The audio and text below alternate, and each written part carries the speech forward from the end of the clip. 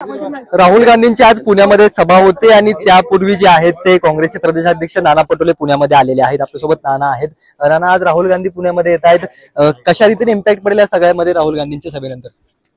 बघा, तरुणांमध्ये, शेतकऱ्यांमध्ये, छोट्या व्यापाऱ्यांमध्ये, महिलांमध्ये राहुलजीचं एक आकर्षण आहे। राहुलजींवर एक विश्वास आहे आणि नरेंद्र मोदींच्या 10 वर्षाच्या ज्या फसवेगिरी जी केली देशाच्या जनतेची आणि राहुलजीवर असलेला विश्वास, त्याच्यामुळे लोक स्वयंस्फूर्तीनं राहुलजींच्या या सभेला या ठिकाणी येतील आणि इम्पॅक्ट ऑलरेडी पूर्ण देशामध्येच राहुलजींचा पडलेला आहे आणि पुण्याच्या या सभेला मोठा प्रतिसाद जनतेचा प्राप्त होईल। पृथ्वीराज चव्हाणांनी जय महाराष्ट्राला एक एक्सक्लुझिव्ह मुलाखत थोड्या वेळापूर्वी दिली। ते म्हणाले की नरेंद्र मोदींना पंतप्रधान म्हणायला आता आम्हाला लाज वाटते।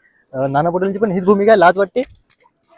बघा, लोकशाहीमध्ये ते देशाचे प्रधानमंत्री झाले, पण प्रधानमंत्री पदावर आणि प्रधानमंत्री पदाची जी गरिमा आपल्या देशाच्या संविधानिक व्यवस्थेमध्ये आहे, त्या गरिमेला कायम राखून ठेवणं हा सुद्धा तिथं बसणाऱ्या व्यक्तीचं तेवढीच जबाबदारी आहे। पण त्या खुर्चीवर बसून वारंवार खोटं बोलणं, देशाच्या जनतेची फसगत करणं, ही बाब सुद्धा एक गंभीर आहे। जे बोलायचं त्याचं उलटं करायचं। आता म्हणतात की मी संविधान बदलणार नाही, 2014 मध्ये म्हटलं की मी शेतकऱ्यांची आत्महत्या होऊ देणार नाही, आज आपल्या शेतकऱ्यांच्या आत्महत्या मोठ्या प्रमाणात वाढल्या आहेत।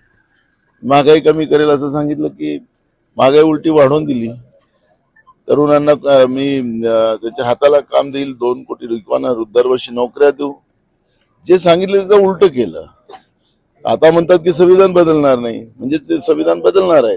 असं खोटारडा प्रधानमंत्री या देशामध्ये समजा असेल तर हे आपल्या देशाच्या लोकशाहीला भूषणावं नाही आणि त्या आधारावर पृथ्वीराज चव्हाण साहेबांनी काही भूमिका मांडली असेल, नेमकं काय त्यांचा मुद्दा आहे मला माहिती नाही, पण ही इतकं खोटं, वारंवार खोटं या देशाच्या जनतेशी बोलणं हे खऱ्या अर्थानं त्या खुर्चीवर बसलेल्या व्यक्तीला न शोभणार। मोदी मुलाखती देत आहेत अनेक चॅनल्सला, अनेक वाहिन्यांना।